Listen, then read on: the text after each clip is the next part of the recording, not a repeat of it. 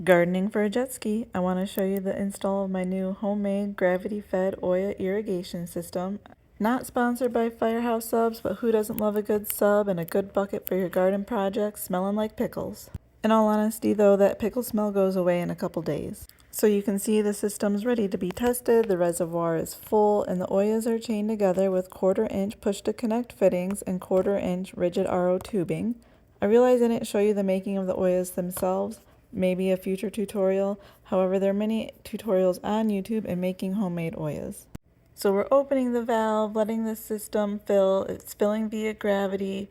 I did have a couple of leaks, but it wasn't from the Ollas themselves. It was from the push-to-connect tubing not being fully connected into the fittings. That was an easy fix. Some of the tubing, though, I did have to cut for a little bit longer length, so there'd be a little more tension.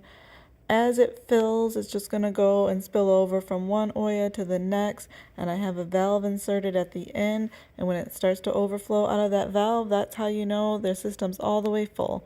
Thanks everyone, like and subscribe.